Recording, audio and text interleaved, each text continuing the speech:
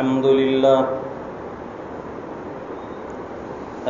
لله الذي هدانا لهذا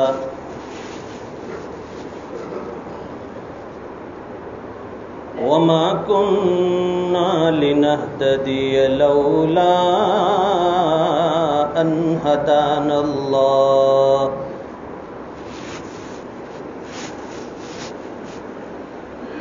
لقد جاءت رسل ربنا بالحق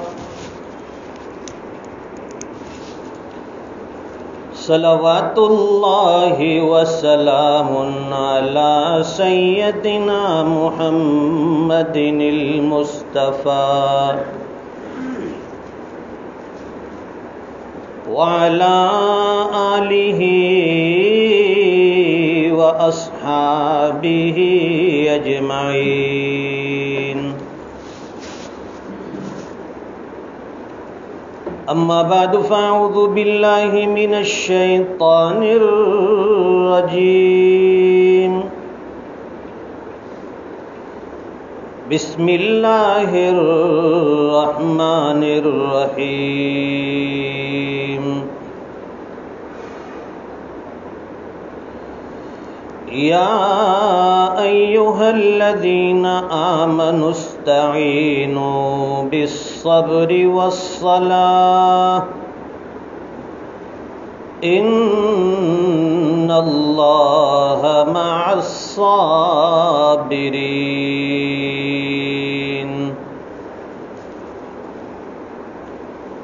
وقال الله تبارك وتعالى في مقام آخر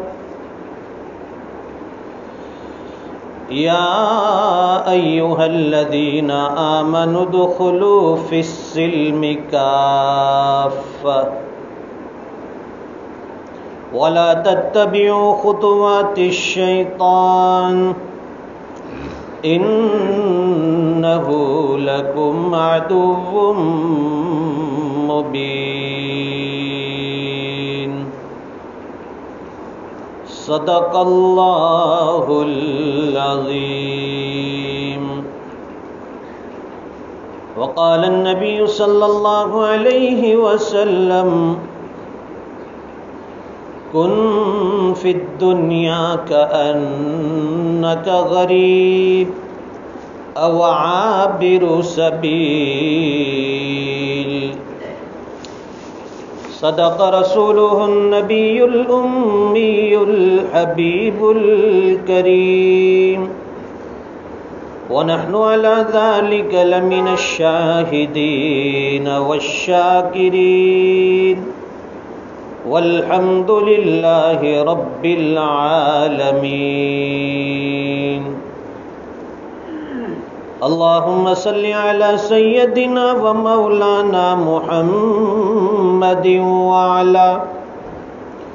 وعلى آل سيدنا محمد وبارك وسلم. یا رب صل وسلم دائما ابدا على حبیبک خیر الخلق کلہم.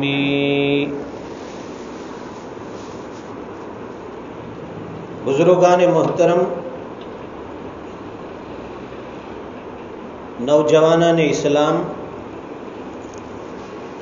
اور دینی بھائیوں،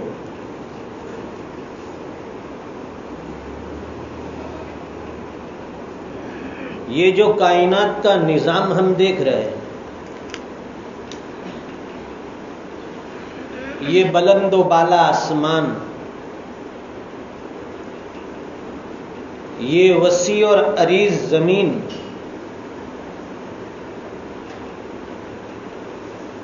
اور پھر ان دونوں کے بیچ میں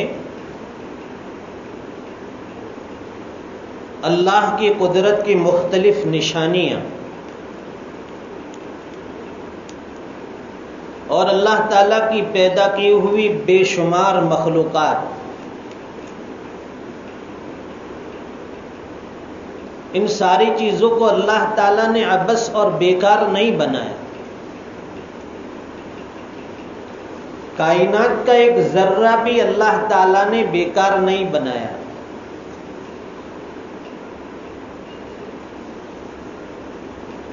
انسان یہ سمجھتا ہے کہ فلاں چیز میرے فائدے کی ہے، اس کو اللہ نے پیدا کیا، بہت اچھا ہوا. اور بعض چیز جسے دیکھتا ہے تو سمجھتا ہے کہ ان چیزوں میں تو ہمارا نقصان ہے، اس کو پیدا نہ کیا جاتا، اس کو نہ بنایا جاتا تو ہمارے حق میں بہتر ہوتا. لیکن کائنات کی کوئی چیز اللہ تعالیٰ نے بیکار نہیں بنائی.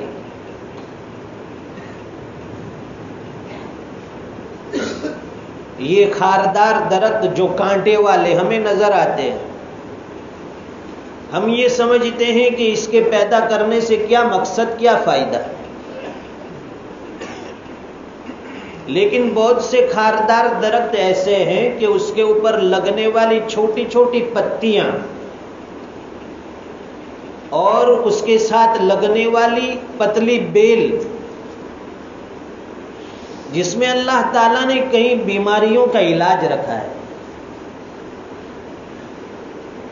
اب اس کا کتنا فائدہ ہے، کیا فائدہ ہے، وہ جاننے والے جانتے ہیں. ہمیں تو صرف یہ خاردار اور کانٹے والی جھاڑی جمکھار نظر آتی.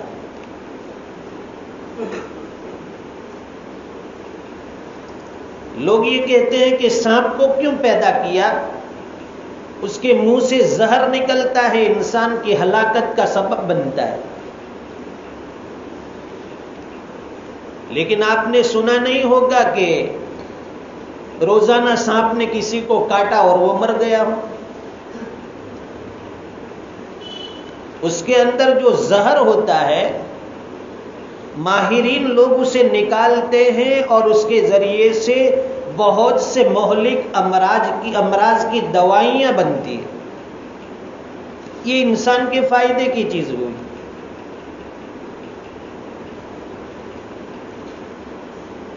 انسان کا دماغ چھوٹا سا اور اس میں ویسے بھی اس کی میموری بہت کم ہے،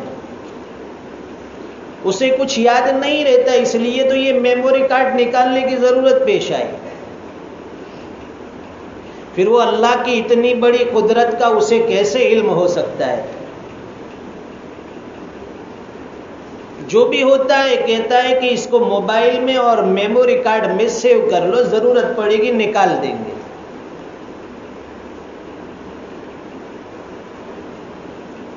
اللہ تعالیٰ نے انسان کو جو دماغ عطا فرمایا، اگر اس کا وہ صحیح استعمال کرے تو اسے نہ میموری کارڈ کی ضرورت ہے، نہ کسی جگہ سیو کرنے کی اسے ضرورت ہے. ہمارے حضرت محتمم صاحب حضرت مولانا مفتی یعقوب اشرف راندیری نور اللہ مرقدہ اکثر درسگاہ میں دوران درس فرمایا کرتے تھے طلباء سے. بڑی کام کی بات ہے. ویسے مثال کے طور پر ایک کلاس میں اگر 50 بچے ہو تو 50 کے 50 تو کوئی ماسٹر مائنڈ نہیں ہوتے. 2-4 کام کے ہوتے ہیں جو توجہ سے پڑھتے ہیں، سنتے ہیں، اور باقی پیچھے جو بیٹھے ہیں اس میں سے کوئی پان کی پڑیا نکال کر بیٹھا ہے، کوئی اپنے گھر پر خط لکھ رہا ہے، کوئی سوئے ہوئے کو جگا رہا ہے. یہی حال ہوتا ہے اسکول ہو یا مدرسہ. ہمارے حضرت محتمم صاحب فرمایا کرتے تھے کہ یہاں اساتذہ محنت سے جو کتابیں آپ کو پڑھا رہے ہیں، جو آپ کو درس دے رہے ہیں، جو سبق آپ کو دیا جا رہا ہے، اگر آپ اس کو محنت سے یاد نہ کرو تو نہ صحیح، کم از کم اساتذہ کی ان تقریر کو اور اساتذہ کے دیے ہوئے ان اسباق کو صرف کان سے دھیان سے سن لو. پھر حضرت نے خود فرمایا کہ اس کا فائدہ یہ ہوگا کہ آپ لوگ یہ سمجھتے ہیں کہ روزانہ کی 1-1 گھنٹے کی تقریر اور یہ درس ہمیں کہاں یاد رہے گا. تو حضرت فرماتے تھے کہ یہ کبھی نہ کبھی آپ کی زندگی میں یہ بات آپ کے دماغ سے نکلے گی. اور حقیقت میں آج یہی ہمیں احساس ہوتا ہے کہ جو سال ہر سال پہلے اساتذہ سے جو باتیں سنی ہوتی کبھی ہمیں اس کا ادراک اور احساس نہیں ہوتا، لیکن موقع موقع سے وہ نکلتی ہے دماغ کی میموری سے۔ معلوم ہوا کہ اللہ تعالیٰ نے یہ دماغ جو بنایا ہے کمپیوٹر سے زیادہ تیز، ورنہ اگر یہ دماغ صحیح نہ چلتا تو یہ قرآن کریم کے 30 پارے یاد کرنے کوئی آسان نہیں ہے، اور پھر وہ بھی مصلی پر کھڑے ہو کر سنانا یہ کوئی آسان کام نہیں ہے۔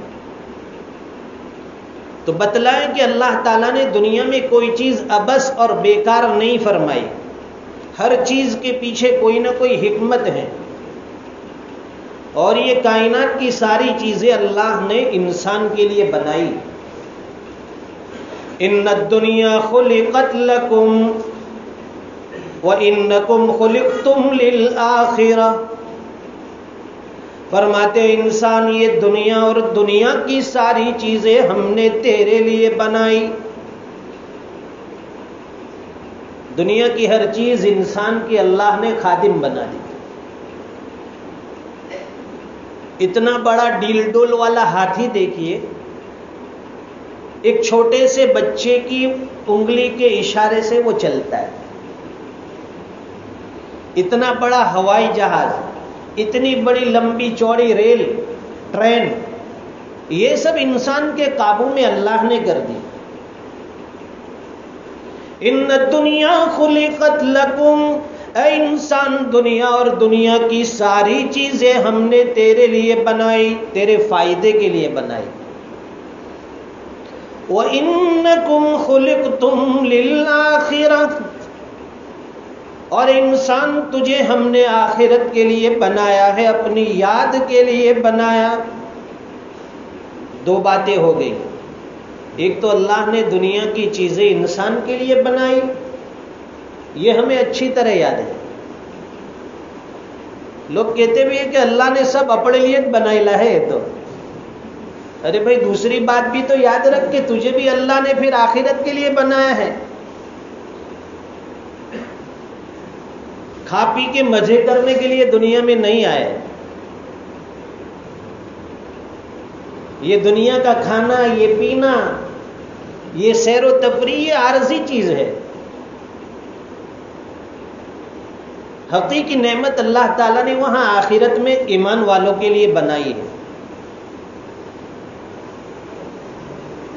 اس لیے جو صحابہ کرام تھے ان کی تو یہ چاہت ہوتی تھی کہ ہماری ہر نیکی کا بدلہ ہمیں آخرت میں ملے، اور ہم یہ سمجھتے ہیں کہ 2 رکعت نماز پڑھے اور اس کا فائدہ ہمیں فوراً مل جائے۔ ایک آدمی دن بھر دعا کر رہا ہے اپنی پریشانی کے لیے، اپنی حاجت کے لیے، کہ مجھے یہ ضرورت ہے، اللہ میری دعا قبول فرما، قبول فرما۔ ایک دن اس نے رٹ لگائی اور اللہ سے دعائیں مانگ رہا ہے، اے الہ العالمین، میں روزانہ دعا مانگتا ہوں، تو فوری طور پر میری دعا قبول کیوں نہیں کرتا؟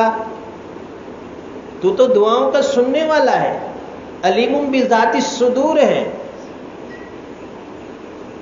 پھر تو روزانہ کی ہوئی دعا فوراً کیوں نہیں قبول کرتا؟ یعنی میں کیش میں دعا مانگتا ہوں تو کیش میں اس کا نتیجہ بھی ملنا چاہیے۔ تو غیب سے آواز آئی، اے میرے بندے، اگر تو یہ چاہتا ہے کہ تو جو دعا مانگے اسے میں فوراً قبول کر لوں، تو پھر میری ایک شرط بھی سن لے کہ جو بھی گناہ کرے گا اس پر فوری پکڑ بھی کروں گا، فوراً سزا دوں گا۔ تو دعا فوراً قبول نہیں ہوتی، اس میں بھی ہمارے لیے حکمت ہے۔ کوئی دعا مومن کی رائے گاہ نہیں جاتی، یا تو وہ چیز اللہ تعالیٰ اسے عطا فرما دیتے ہیں جو مانگی گئی دعا میں، یا اس کے بدلے میں کوئی بڑی مصیبت آنے والی ہو اللہ تعالیٰ اسے روک لیتے ہیں، یا پھر اس دعا کو آخرت میں ہمارے لیے ذخیرہ کر لیتے ہیں۔ ہم تو یہ چاہتے ہیں کہ ہماری ہر نیکی کا بدلہ دنیا میں مل جائے۔ حضرت عمر فاروق رضی اللہ تعالیٰ عنہ ایک مرتبہ محاذ پر تھے، امیر المؤمنین ہے، اور عرب کی تپتی ہوئی دھوپ اور ریگستانی علاقہ، ظاہر ہے کہ دوپہر کی چلچلاتی دھوپ میں پیاس محسوس ہوئی. آپ نے خادم سے پانی مانگا کہ پانی پلاؤ. اب وہ خادم نے بجائے پانی کے شربت کا گلاس پیش کیا. اگر ہم پانی مانگے اور شربت کا کوئی گلاس دے تو ہم اس کی کتنی تعریف کریں گے کہ ماشاءاللہ کتنے خدمت گزار لوگ ہیں، ہم نے پانی مانگا اور انہوں نے شربت دے دیا. فاروق اعظم رضی اللہ تعالیٰ عنہ کی آنکھوں سے آنسو آنے لگے. وہ شربت کا ایک گلاس اور اس کا ایک گھونٹ جیسے ہی زبان پر لگایا، ٹپ ٹپ آنکھوں سے آنسو بہنے لگے.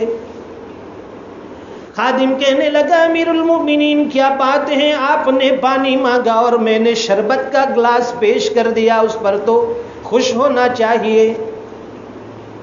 فاروق اعظم رضی اللہ تعالیٰ عنہ فرمانے لگے کہ مجھے آخرت یاد آ گئی کہ میری یہ نیکی کا بدلہ کہیں اللہ تعالیٰ مجھے دنیا میں تو نہیں دے رہا ہے. اللہ قرآن میں فرماتے اذهبتم طیباتکم فی حیاتکم الدنیا واستمتعتم بها. قیامت کے دن بہت سے ایسے لوگ ہوں گے، حق تعالیٰ شانہ فرمائیں گے کہ جاؤ تمہاری نیکی کا بدلہ ہم نے تمہیں دنیا میں دے دیا، اب یہاں تمہارا کوئی حصہ نہیں. صحابہ اکرام ان چیزوں سے ڈرتے تھے، اور ہم یہ چاہتے ہیں کہ ہم 2-4 رکعت پڑھ لیں اور دنیا میں ہمیں ساری نعمتیں مل جائیں. یہ دنیا تو گزرگاہ ہے، یہاں کی کوئی چیز ہمیں ساتھ دینے والی نہیں ہے. یہ دوست آج ہمارے ساتھ ہیں، کل وہ ہم کو چھوڑ دیں گے یا ہمیں ان کو چھوڑ کر جانا پڑے گا. یہ ہمارے بیوی بچے، یہ بھی ہمیں چھوڑ دیں گے. بہت زیادہ کوئی تعلق رکھنے والا ہو تو کم از کم وہ قبر کے گھڑے تک ساتھ دے گا آپ کا، اور وہاں سے وہ بھی پلٹ کر آ جائے گا کہ آگے تیرا اللہ بھروسے آگے ہم تجھے چھوڑتے ہیں، اللہ کے حوالے کرتے.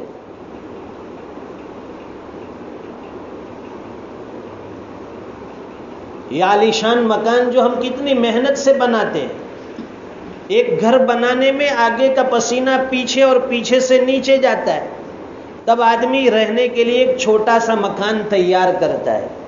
لیکن جیسے ہی اس سے استفادہ کا وقت آتا ہے کہ دنیا سے جانے کا وقت بھی ہو جاتا ہے. یہ کائنات کی ہر چیز یہ عارضی ملی ہے تو اسے عارضی سمجھ کر انسان استعمال کرے گا تو اللہ تعالیٰ آخرت میں اس کے لیے بہت ساری نعمتوں کا جو وعدہ فرمایا ہے وہ اسے عطا فرمائیں.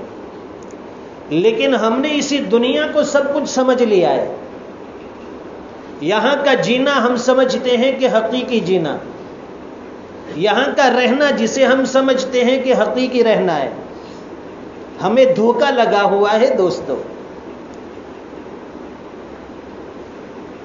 اور اللہ معاف فرمائے، آج انٹرنیٹ کا زمانہ، موبائل کا زمانہ، گھنٹے گھنٹے اس کے پیچھے گزر رہے. جس کو بھی دیکھو وہ موبائل لے کر ایسا لگا ہوا ہے کہ کون پاس سے گزر رہا ہے، کون پاس سے آ رہا ہے، پتہ ہی نہیں.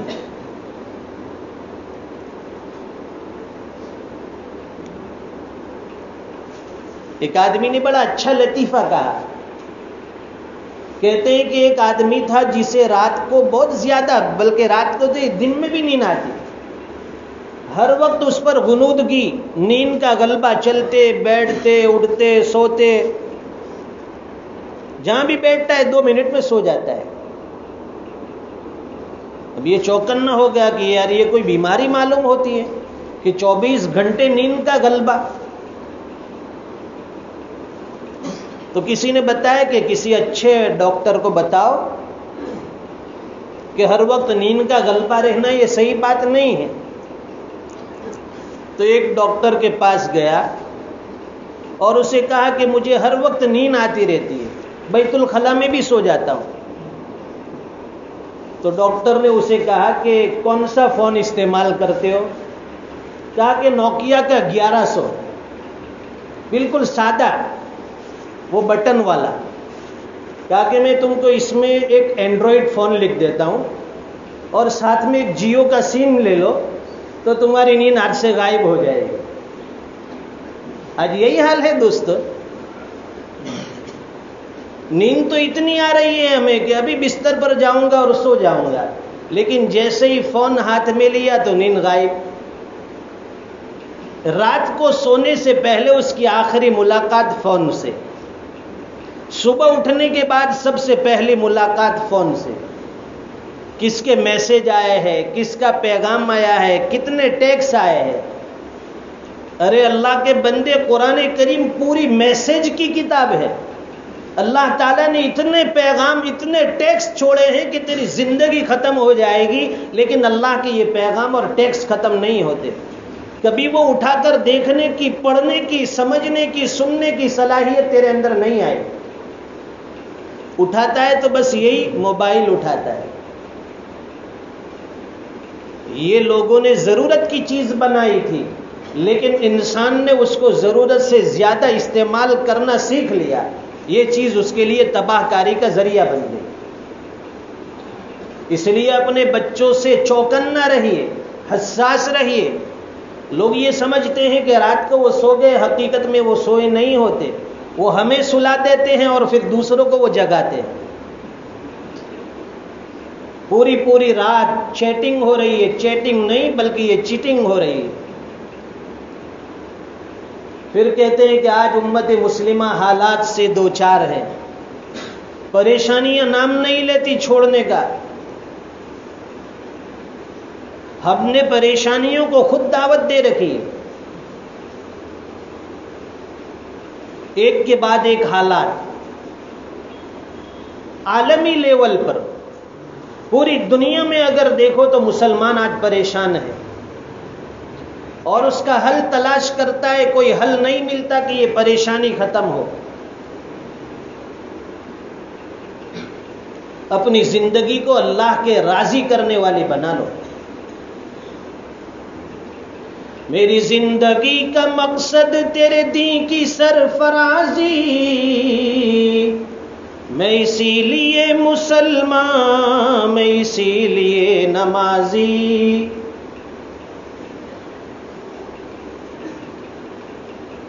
اسلامی زندگی اپنانے کی ضرورت ہے دوستو۔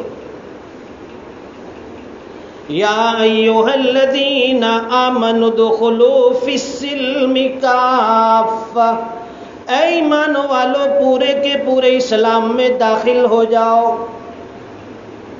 ہم نے اپنے اندر مکمل اسلام کو آنے نہیں دیا، اس وجہ سے یہ پریشانی ہم سے نہیں جاتی۔ اگر 100% ہم اسلام پر عمل کرنا شروع کر دے، چلنا شروع کر دے، تو یہ حالات اتنے جلدی ہم سے دور ہو جائیں گے کہ ہم سوچ بھی نہیں سکتے۔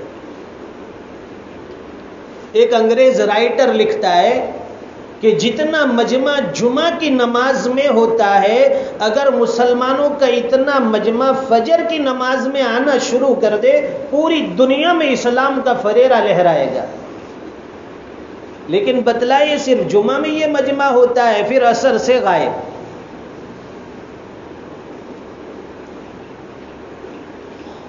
کسی کا آستانہ اونچا ہے اتنا کہ سر جھک کر بھی اونچا ہی رہے گا، اور ہنسے جانے سے جب تک تم ڈرو گے، زمانہ تم پہ ہنستا ہی رہے گا۔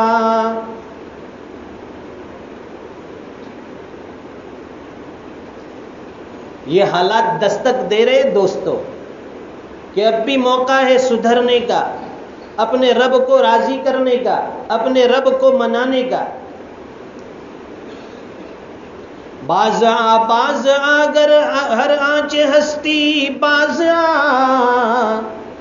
گر کافروں گبرو بت پرستی باز آ، این درگہ ماں درگہ نا امید نیست،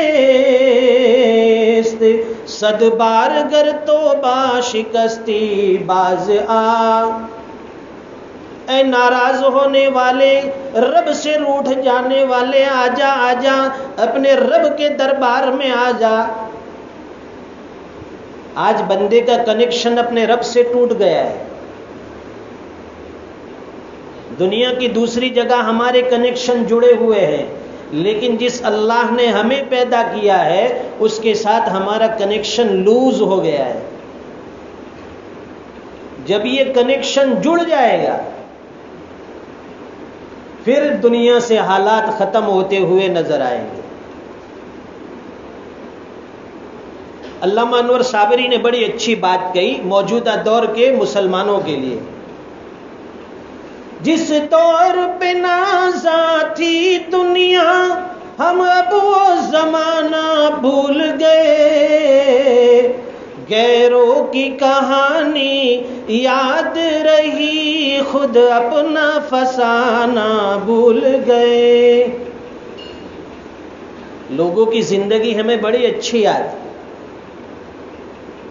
کسی بھی کرکٹر کو اٹھا کر دیکھ لو، اتنے دیوانے ہیں لوگ آج دنیا میں، وہ جیسے کپڑے پہنتا ہے ہمارا جوان بھی ویسے کپڑے پہننا پسند کرتا ہے۔ وہ بریک فاسٹ میں کیا لیتا ہے، کیا کھاتا ہے، وہ جوان کو وہی کھانا چاہیے۔ وہ کون سی کمپنی کا موبائل یوز کرتا ہے، میں بھی وہی استعمال کروں گا۔ جس دور پہ نازاں تھی دنیا، ہم اب وہ زمانہ بھول گئے، غیروں کی کہانی یاد رہی، خود اپنا فسانہ بھول گئے۔ منہ دیکھ لیا تھا آئینے میں، پر داغ نہ دیکھے سینے میں، جی ایسا لگایا جینے میں، مرنے کو مسلمان بھول گئے۔ یہی بات کہی گئی کہ ہم نے اس دنیا کے جینے کو ہی جینا سمجھ لیا۔ آج کا مسلمان اپنی موت سے غافل ہے۔ جو آدمی اپنی موت سے غافل ہوتا ہے اسے نیک اعمال کی توفیق کہاں ملے گی؟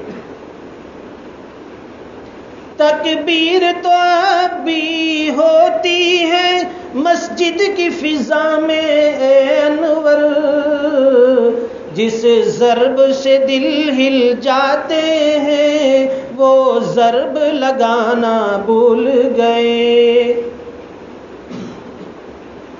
روزانہ مسجد کے منارے سے صدائیں آتی ہیں، حی علی الصلاۃ، آؤ نماز کی طرف، حی علی الفلاح، آؤ کامیابی کی طرف۔